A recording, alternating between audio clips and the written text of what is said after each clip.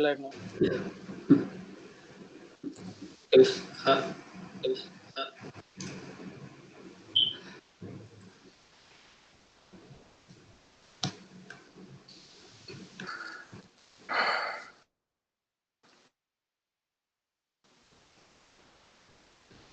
Good evening to everyone.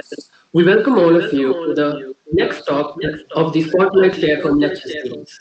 Keeping up with the spirit of inspiring, energizing, and helping the student community, today we have Professor Gilles Brassard with us. Gilles Brassard is a professor and Canada Research Chair at the Université de Montréal. Together with Charles Bennett, he laid the foundations of quantum cryptography at a time when only a handful of people worldwide were even interested in it. He is also among the inventors of quantum teleportation, a universally recognized pillar of the entire discipline. He's a fellow of the Royal Society. He is also the recipient of the Bush Prize in Physics, Michel's Quantum Prize, and the BBVA Foundation Frontiers of Knowledge in Basic Science. We are very honored to have you with us.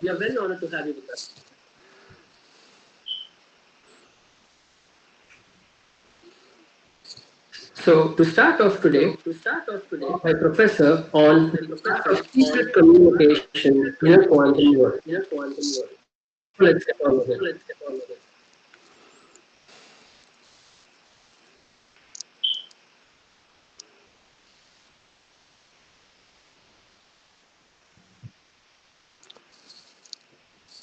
At the moment, the screen is freezed. I don't know if you can see or hear me, but nothing moves anymore on my side. I can. Okay, you're back. Do you hear me? Do you see me? Yes, sir, I do see you. Okay, should I start? Yeah, sure, sir. Take it. All right. So, Vanakam, all of you. Namaste. I will start my presentation, share my screen if it works. Um,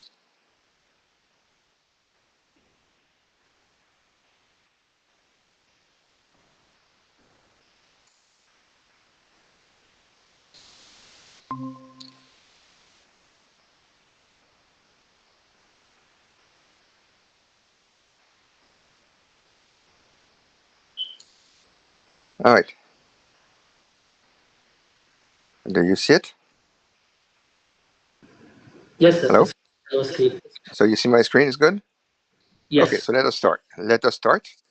Uh, since the connection is slightly bad, if at some point you don't hear my voice anymore, stop me so that I can try to start again. All right, so this talk is about the art of secret communication in a quantum world. And thank you for the invitation to participate in Shaastra of 2021. Very nice to be ahead of time. So cryptography. Cryptography is an ongoing battle between code makers and, you guessed it, code breakers. And this has been going on for thousands of years. The oldest example known of military cryptography goes back to 400 BC, according to Plutarch. This device called the Cital was used almost 2,500 years ago. But the question really, which is of interest today, at least for me, is the fact that we live in a quantum world. And the question is this a blessing for code makers? Is it a good thing for code makers that our world is quantum? Or is it a curse? Is it a good for code breakers? Who's going to profit most from the fact that we live in a quantum world? And of course, the even more important question is who's going to win between code makers and code breakers. At the end of the day, who's going to win? And let me give the first answer, not to a scientist, but a poet, a 19th century American poet and novelist, Edgar Allan Poe, who had no scientific training, but was a very good amateur code breaker. And he was so proud of himself at code breaking that he made this very blunt statement.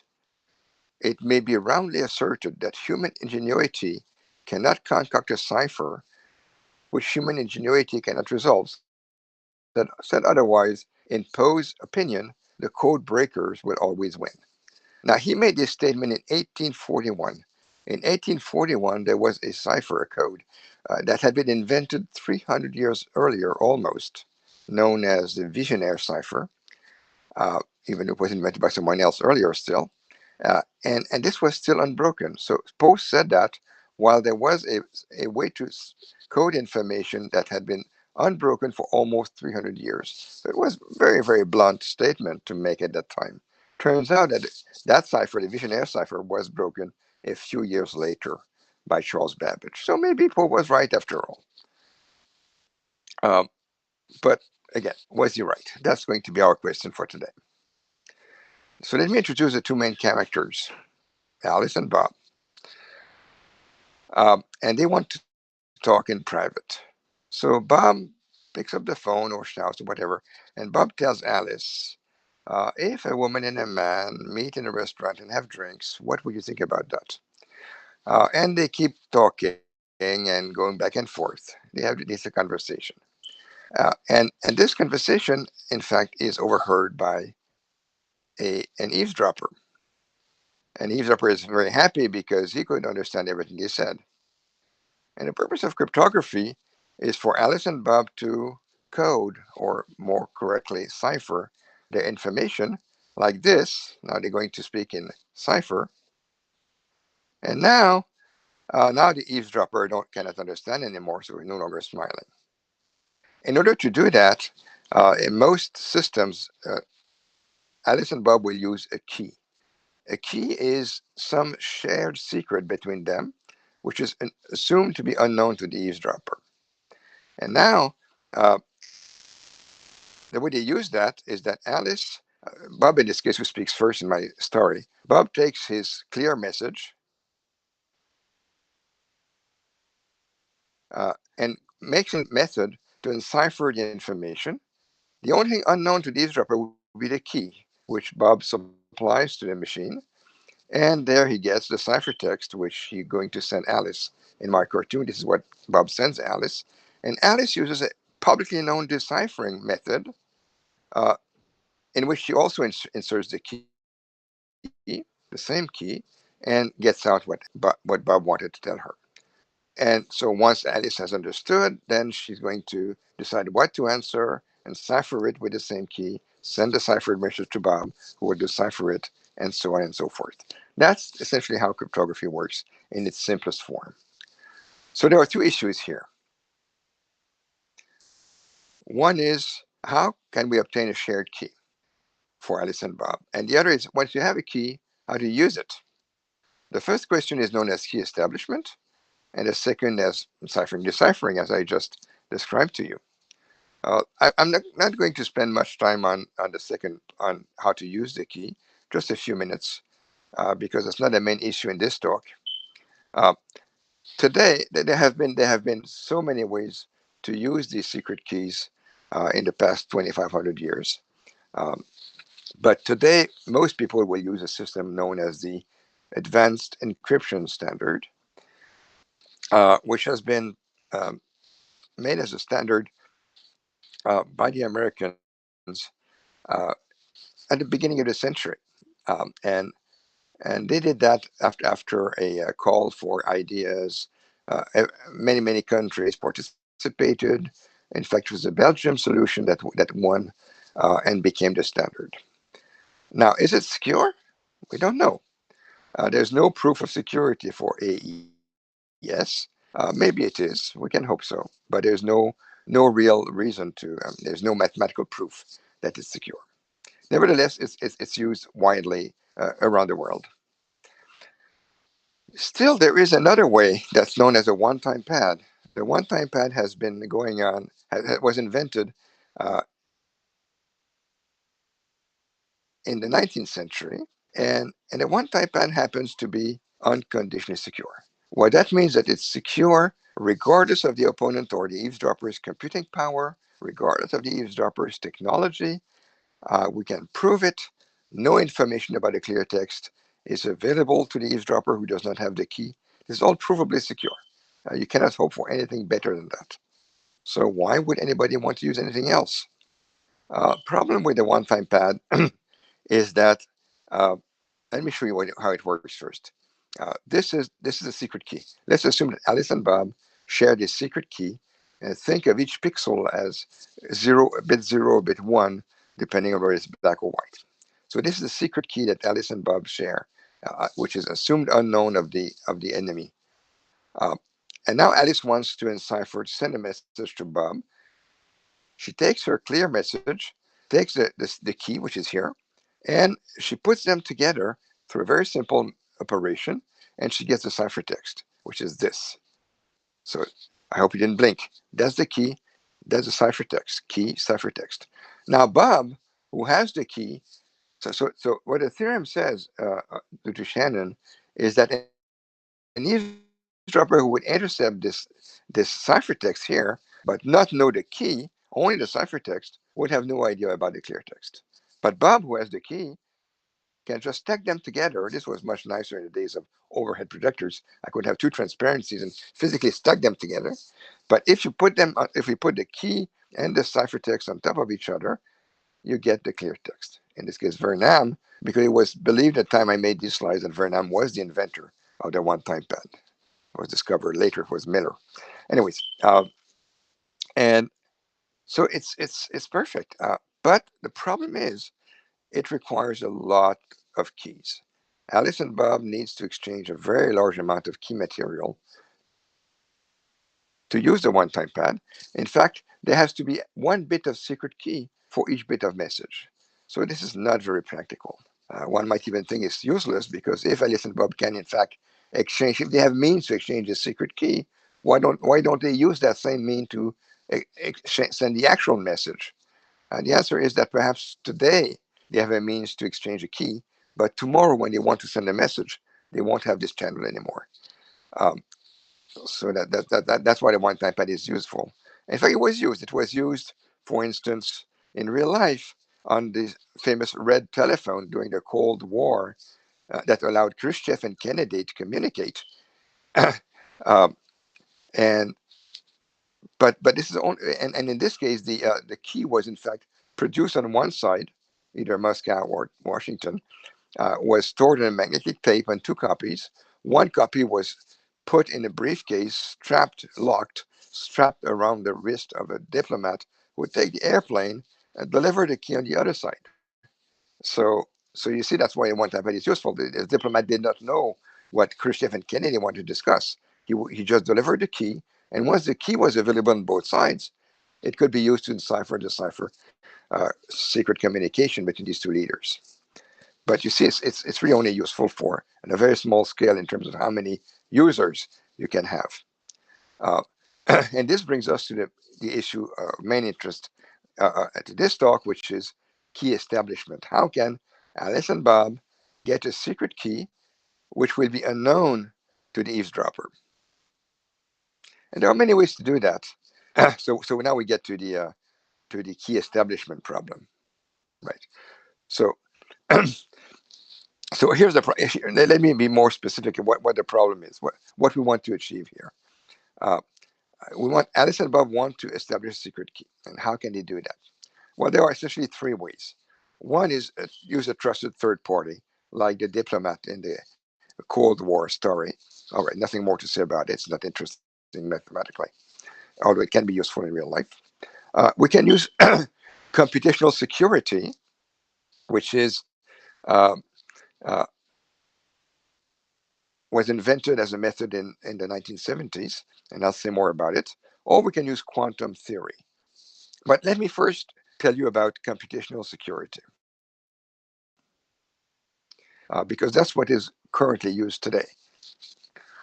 First of all, this computationally secure key establishment schemes cannot be unconditionally secure, because by definition they cannot resist unlimited computing power. An eavesdropper who has unlimited computing power can always break these methods. But we can hope that it requires millions of years, so that is okay. So the problem is the following. Alice and Bob have their computers, and they're going to exchange messages, bits, zeros and ones, over a public channel. By public channel, I mean that there is no protection against eavesdropping. And indeed, sorry, and what they want is to, let me go back. So what they want is to use this public channel to establish a secret key, S. And they want to obtain the same S, which would be the key they will use afterwards, maybe with AES, or if it's long enough, as a one-time pad. uh, the channel is authenticated, meaning that whatever Alice sends Bob, Bob can be sure it comes from Alice and has not been altered in transit, and vice versa. So there is a protection against injection of false messages, but there's no protection against eavesdropping. And indeed, there is this eavesdropper who's tapping the channel and wants to know what S is. And the key establishment problem is, can you make it in such a way that this secret will be unknown of the eavesdropper? And this, if you think of it, if you've never seen that before, it sounds like black magic. Because really, Alice and Bob have no secret initially. They talk in public, and in the end, they distill something that someone who has listened to the entire conversation cannot figure out. How could that be possible? It was a great, great invention of the 1970s that indeed this might be possible. We don't have a proof, but there are ways that have been proposed that are very reasonable to do that. All right, so who thought of that? Most people would think, most people in cryptography would tell you that this was invented by Whitfield Diffie and Martin Hellman in 1976 in a landmark paper called No Directions in Cryptography. And they proposed a way to do key establishment. And then shortly afterwards, Rivest, and Edelman proposed the famous RSA crypto system, uh, which goes a bit further than Diffie-Hellman. And shortly afterwards, McAleese also proposed a way to do what's known as public cryptography, and particular key establishment. And most people would think this is the invention of completely secure key establishment. But in fact, it was discovered a couple of years earlier by Ralph Merkle. Diffie-Hellman were at Stanford. Diffie was a student, Hellman the professor. Merkle was a student at Berkeley, next door essentially.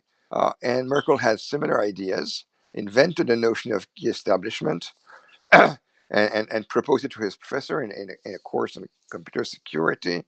But the professor of Merkle did not understand. Merkle dropped the course, and whereas Diffie had a Professor Hellman who understood very well how important it was, so that Merkel's publication was delayed by many years and came out in 1978 or 9, I don't remember. But still, he had the idea before Diffie-Hellman. But in fact, this was invented earlier by Clifford Cox, who was working at the British Secret Services and came out of the woodworks much, much, much later.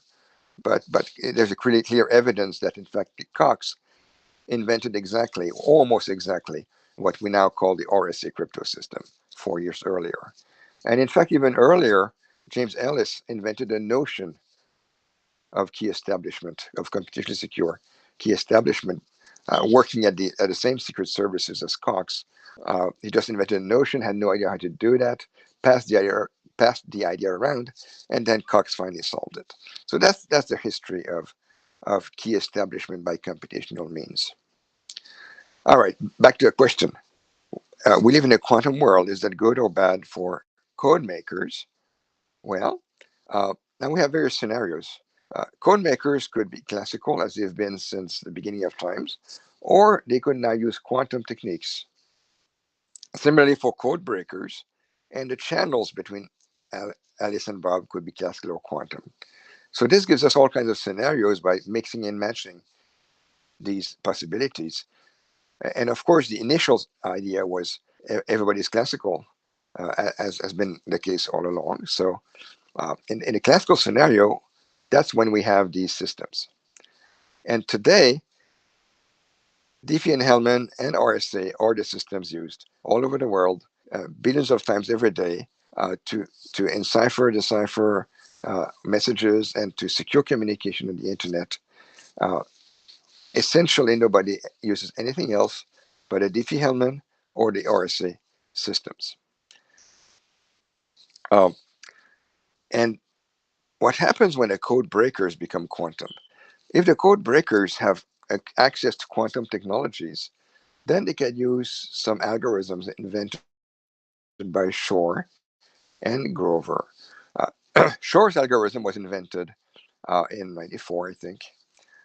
And it can factor large numbers efficiently. Now, I didn't explain how RSA works, but if you know about it, you know that the key to breaking RSA is to factor large numbers. So Shor's algorithm breaks RSA efficiently.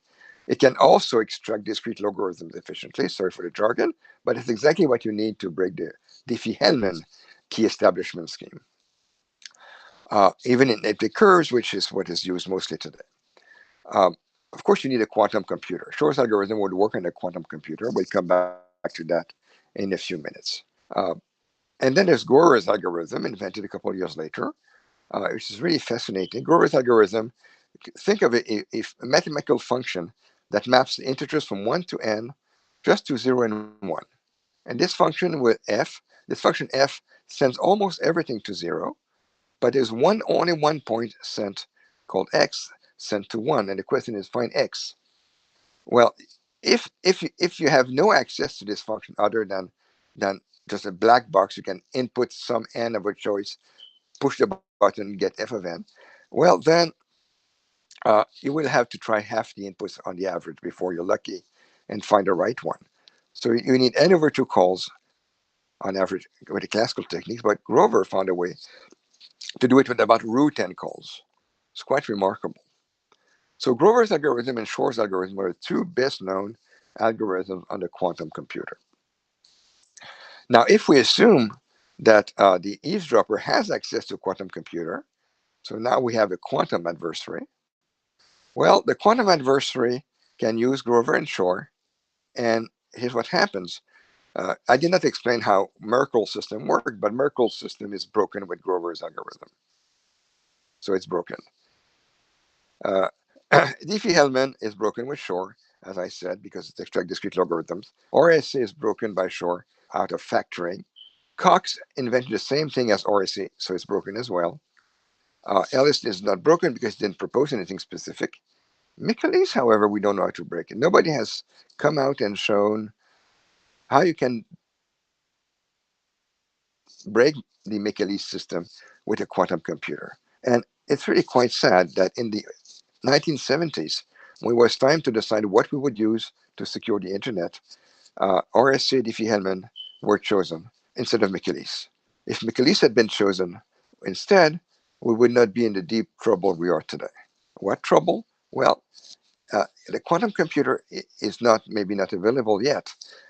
This was a slide from last year, but this is still just about the biggest quantum computer. Maybe slightly bigger today is available by Google, for instance, but no quantum computer today, as far as we know, unless there's one running secretly somewhere, is big enough to be able to run Shor's or Grover's algorithm and break the currently used cryptography. So you might think, okay, I'm safe.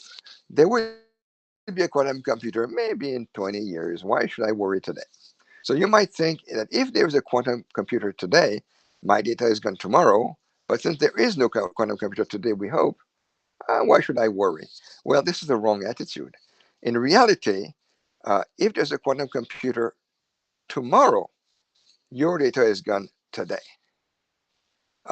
And the reason for this is that nobody, there's nothing prevents an ill person to take down all the data on the internet, all the traffic, all the internet traffic, even if it's encrypted, you can just take it down, store it, and later you're unable to understand it. You don't know how to decrypt that today, but later when you get a quantum computer, you can go back, uh, take retrieve all of this data from storage and decrypt it after the fact. Uh, with the quantum computer, so that in fact everything, essentially everything that has transited over the internet since the beginning of time, I mean of the internet, since the internet has been claimed to be secured, you know, this little padlock that appears in your browser window, uh, uh, all this traffic which is supposed to have been secured, this will all become an open book retroactively when a quantum computer becomes available. So the situation is really very bad. There's absolutely nothing anybody can do to save the past because it's gone. The past is gone. Someone has it stored. And when a quantum computer comes up, that someone can decrypt it after the fact. Nothing can be done whatsoever to save the past. We can only hope to save the future by using better techniques for future communications. All right. One might think, well, one way to save the future is to give quantum computers to code makers as well. And by the way, throughout history, code breakers have been better equipped than code makers. So that it's normal that code breakers will have quantum technologies before code makers. But let's assume that someday code makers also have quantum technology. So now Alice and Bob have quantum computers. So can they use that to make a better enciphering of their data? And the answer is, well, we don't really know. Really, nothing much is known on how to use quantum computing to encipher better, to make it harder for a quantum computer, an adversary, to break it. So that this is, well, maybe we'll find something, but at the moment, that's not the idea. So the summary, if we use classical channels between Alice and Bob, then Diffie-Hellman RSA, which are used today, they seem to be secure, but we can't prove it. But in the quantum world, they are known to be insecure. So that it seems that quantum theory is a curse for code makers, at least with classical channels. Mechanics might be secure, and maybe we could move to that. Or in fact, there are many other ways that are currently being developed, such as New Hope, Frodo, and many others, or techniques that are being developed at the moment in the hope to have classical techniques that will resist quantum attacks. We call that post-quantum cryptography. But there's nothing has been proven about that today. So let's move now to what the channel is quantum. Well, if the channel is quantum, then in fact, the code makers don't need to be classical anymore. They can be don't need to be quantum anymore. They can be almost classical. And now we have what's called quantum cryptography, where this quantum adversary is still there, still has a quantum computer available. But now Alice and Bob are going to exchange not classical bits, but quantum bits, for instance, polarized photons. I don't have time to get into any technical details, but these quantum bits have some nice properties that will allow us a new type of cryptography. Alice and Bob don't need to have quantum computers anymore.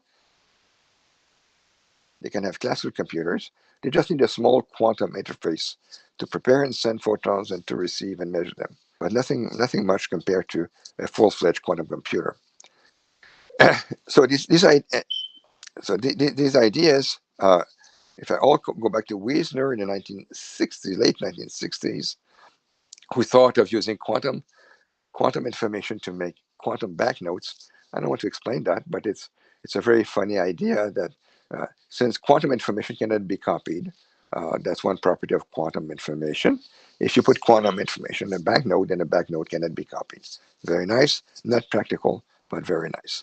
He had this idea in 1968, submitted to an engineering journal, and was rejected. So the referees, the editors had no ideas what he was talking about. It was rejected. And it could have died there, his idea. Wiesner's ideas could have died there because he just put it in a drawer. But he had a good friend called Charles Bennett. And he talked to Bennett about his ideas, and Bennett listened, and Bennett realized how important it was, conceptually at least. And Bennett kept talking about it around him. Nothing much happened for about 10 years. Until one day, I was actually I was swimming. I was not on a rubber duck. I was swimming in the ocean in San Juan, Puerto Rico. And you might wonder why I have this big beard. It's because I really looked like this at the time. And And then suddenly, I was minding my own business, swimming in the ocean. This crazy man jumps up, swims up to me, and starts telling me about quantum money, telling me that he knows how to use quantum theory to make unforgeable banknotes. So I didn't know this guy, but I was trapped in the ocean, so I listened politely to him. Uh, and and by the end of the conversation, I had found a way to improve Wieser's idea. So by the time we swam back ashore, we had our first paper written. And that's how I met Charlie Bennett, and that's how uh, I started working on that. The idea was that if we look at Wiener's quantum money, and if you take, for instance, these four polarizations, so I don't have time to explain, but the point is that you can polarize photons, and when you do that in, say, four different directions, no measurement can distinguish all four kinds of polarizations. You can distinguish between the two on the left or the two on the right with the apparatus that's at the bottom or not.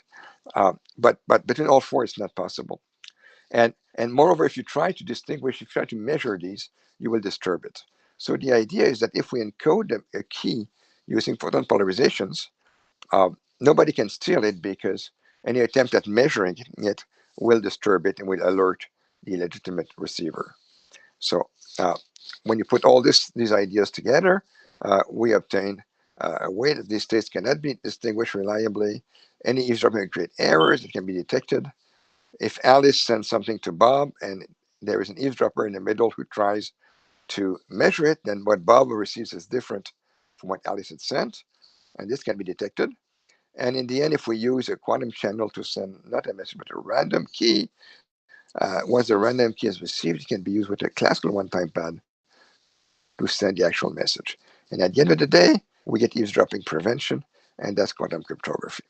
Now, it's interesting to know that quantum cryptography was presented, the so-called protocol that we invented, called BB84, was first presented to the world at this conference in Bangalore, India, uh, in 1984. So that was more than 25 years ago, 35 years ago, that quantum cryptography came to India and to the world.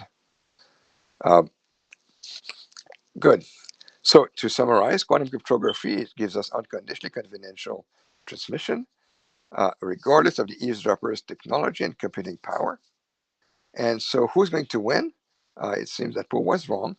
The code makers win because of quantum cryptography that is provably, again, this time there is a mathematical proof that as long as quantum theory is correct, there is a proof that uh, that, that this is unconditionally secure, at least in theory.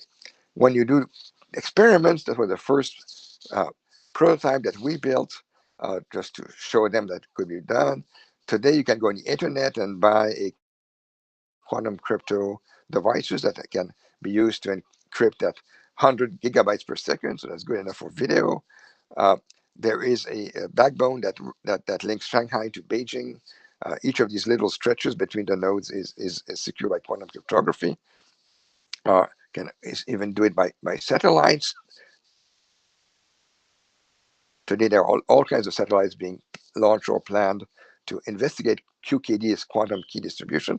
So quantum cryptography is being investigated by satellite around the world. This is becoming very serious. All right, so Poe was wrong. Quantum crypto has won the day for code makers. Really? Maybe not, because there's a breed of people known the quantum hackers, like this guy you had shown before. He does exist. His name is Makarov. Makarov has designed all kinds of very clever ways to break, not to break quantum cryptography per se, but to break its implementation. Because when you implement the theoretical idea are perfect, but when you implement them, some things can go wrong, and there are all kinds of ways to make use of information that should not be there, so that it's not clear that quantum cryptography one day can be that the theoretical idea can be implemented in a way that's sufficiently faithful that will really be unconditionally secure. But still, it does offer a level of security which is different from the current classically based techniques.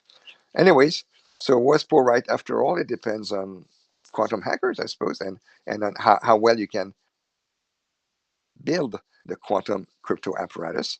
But the battle, which had been going for thousands of years, going strong between mathematicians, was now lifted to the field of engineering.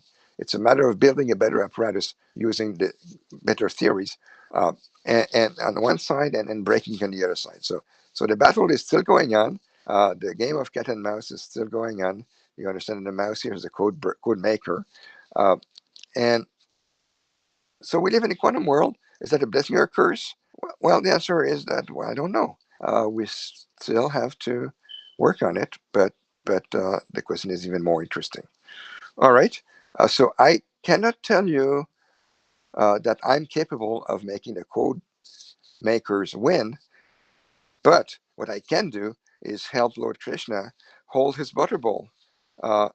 And on this, I thank you and take questions.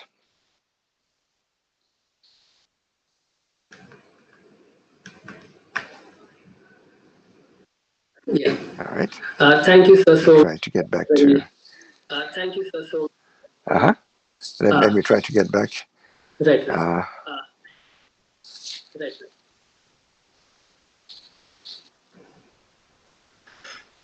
Sorry.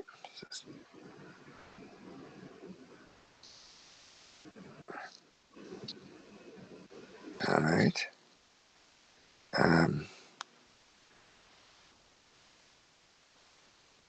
Okay. Yeah. So thank you so much for the very insightful and interesting talk. Now we have some questions gathered. We would be very happy if you could answer them for us. Of course. So let's begin. So as you, along with Charles Bennett, laid the foundation of quantum computing. Can you tell us more about your further work? I'm sorry. I cannot hear you. It's very bad communication. Try again. Okay, yeah, sure. So as I said, you, along with Charles Bennett, laid the foundations of Well, quantum computing. So, I don't know if it's yeah, possible that you can send me the question on chat because I really cannot hear it. sure. Okay, I'll Sorry. just do that. On the other hand, can you hear me well? Yeah, I can hear you, sir. Excellent. Excellent.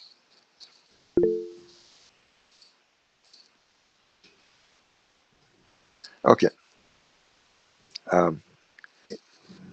It appeared and it disappeared. Okay, I can have it here. Got it. No, no, no, no. No, we did not lay out the foundation of quantum computing. Quantum computing was invented by Richard Feynman in 1981 as a theoretical idea, which was then picked up by David Deutsch in Oxford. And now, so at the beginning, quantum computing was purely theoretical, and now lots of people are working on trying to make it a real proposition to build quantum computers.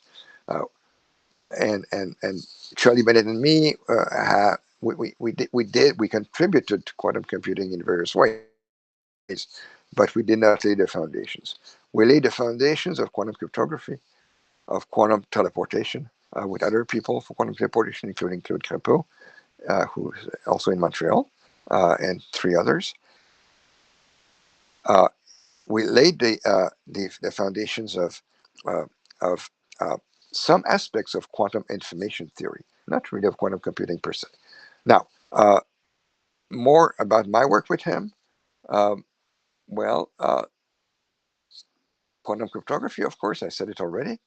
Then we discovered, then we started thinking about quantum computing and discovered there are some limits as to how much quantum computers can go faster than classical computers. There are cases, there are problems for which quantum computers do not give much speed up. Um, so we were the first one to prove that.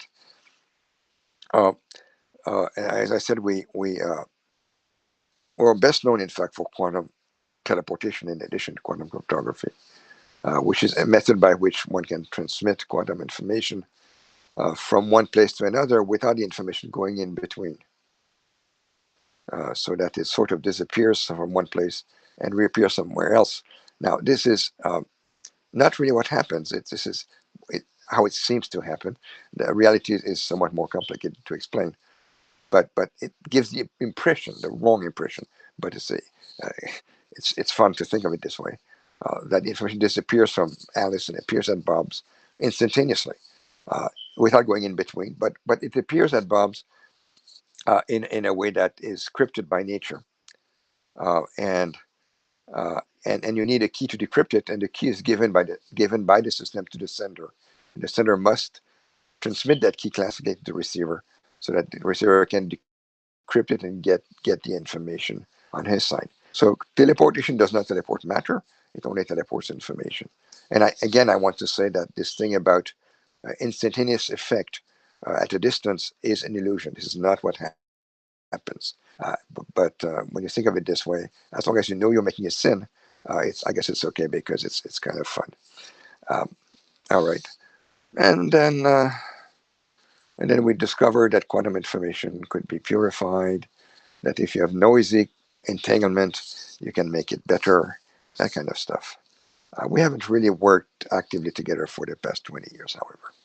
We keep meeting at meetings at various conferences, but we haven't done any active work together. Right. Uh,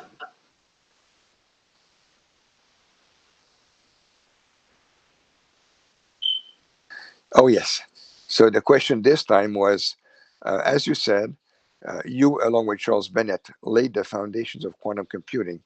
Can you tell us more about your work with him? That's the answer that's the question I just answered. How much longer do you think we have to wait for a quantum computer with enough strength to break the current public cryptography using Shor's theorem, or algorithm, in fact? And what efforts are being put in today? All right. How much longer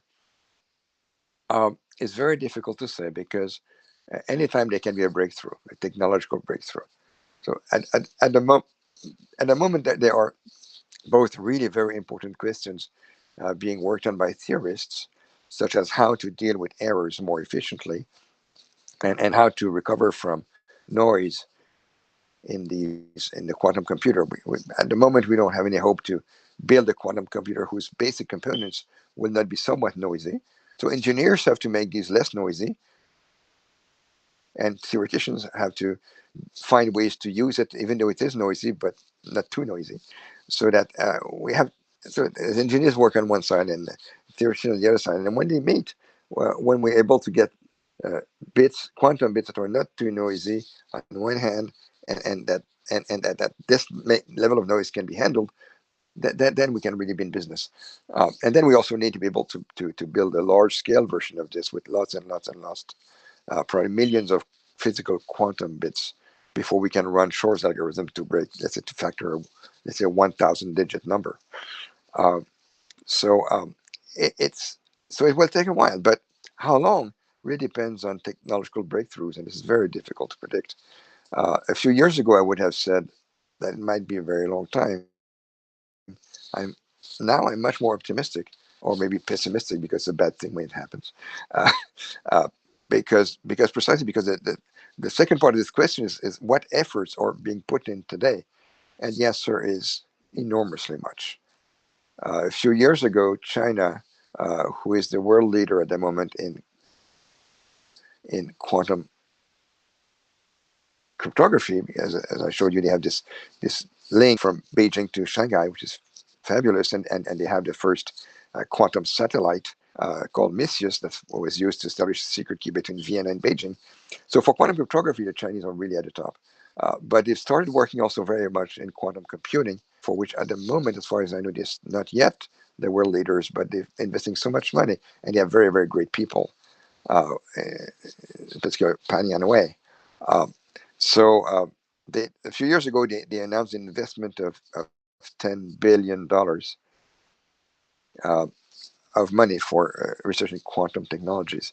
So with enough money, enough good people, it could go fast. Uh, how fast?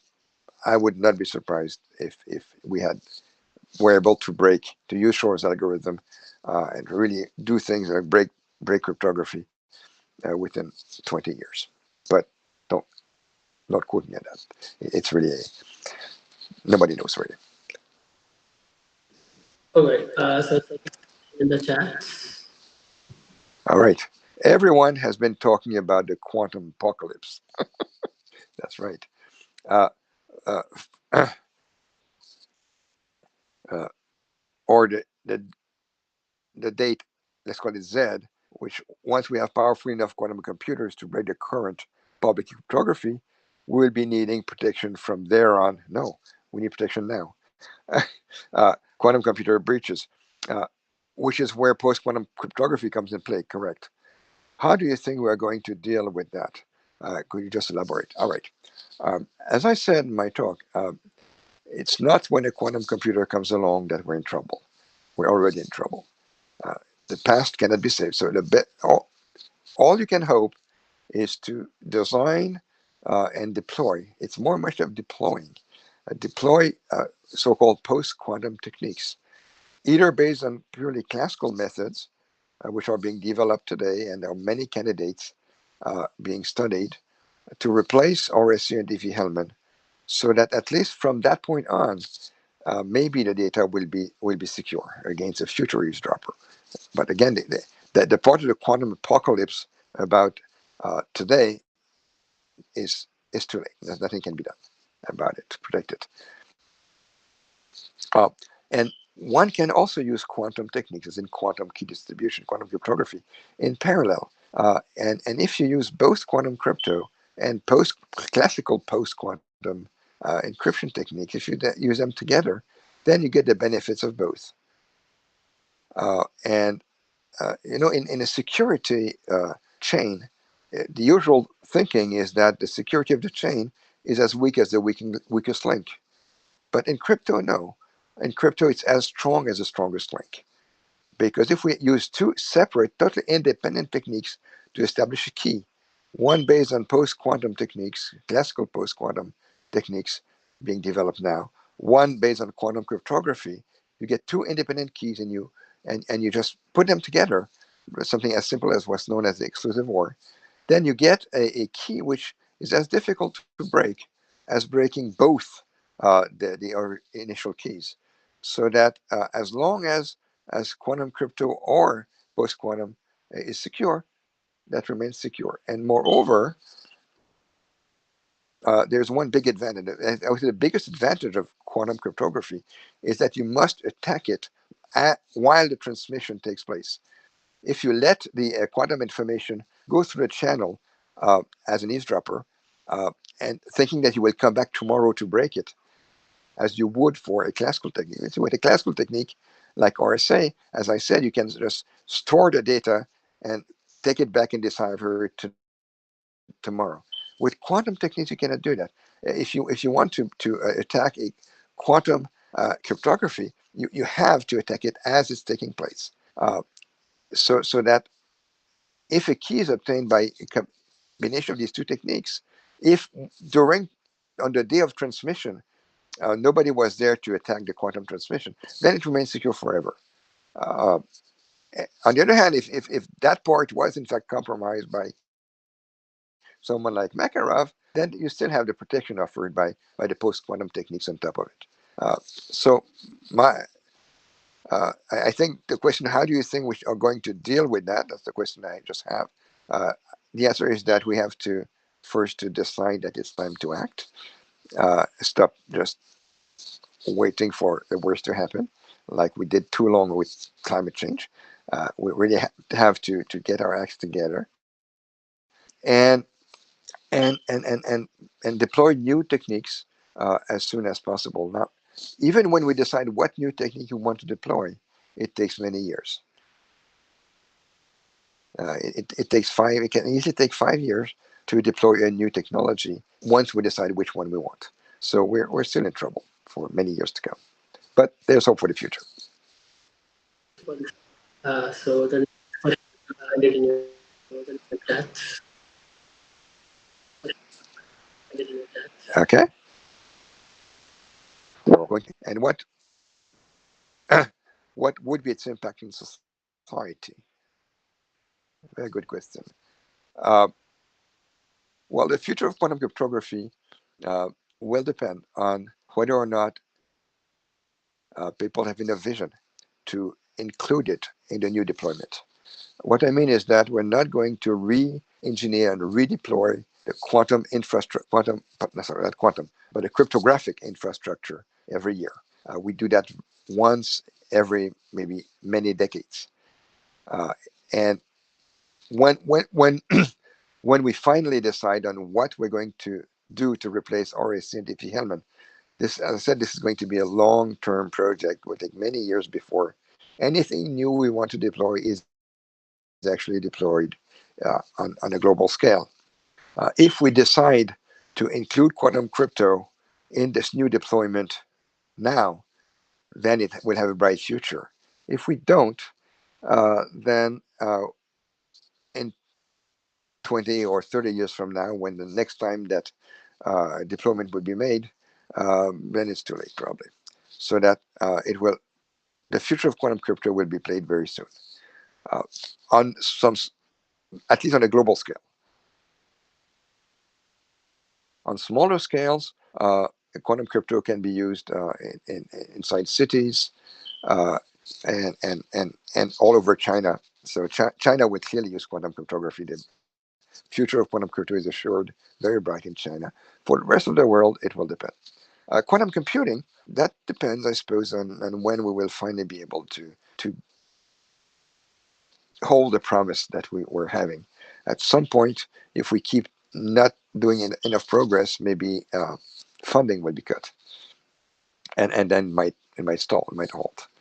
I think not. I think that at the moment the progress is sufficiently impressive that I think a quantum computing will push forward until we have full scale quantum computer. And when we do, it's not. You should not think that the only use of quantum computers is to break quantum apocalypse. Quantum computers can also be used for good, to do all kinds of good things, like design new drugs, new materials. There are all kinds of processes that that we don't know how to simulate with classical computers. And before we build them in real life, it's really good to have a simulation, and quantum computers could do that. So quantum computers have the potential to bring about a really important revolution. Question was what's the impact on society? That's it. On society, the impact of quantum computers can be extremely important. And again, new drugs, uh, artificial intelligence, perhaps. I'm not sure about that, but potentially also. Uh, so I really think, I like the following image. It's not from me. I'm not sure who thought saying that. In the 19th century, which was driven by the Industrial Revolution, which started at the end of 18th century. But the Industrial Revolution, uh, we can think of it as the age of steam. The steam engine is really what made it. So the age of steam was 19th century. The 20th century is the age of information. The age of information, the computer was the greatest invention of the 20th century. And in terms of changing society, of course, the car. There are many other important inventions, but the computer is probably the greatest invention of the 20th century in terms of societal impact. So 19th century was the age of steam, 20th century the age of information. And I really think that 21st century will come down into history as the age of quantum, the quantum age. Right. Thank you so much for the answer. It's a pleasure. Yeah. So we have another question. Wait.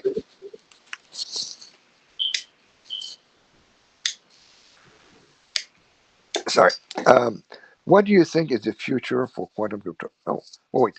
It's yeah. Oh, it's sorry. It is sorry. Yes. Is there a possibility of a quantum winter? A situation where funding of research in quantum computing is cut due to very less progress in the field. That's exactly what I just said. Yes, it is possible.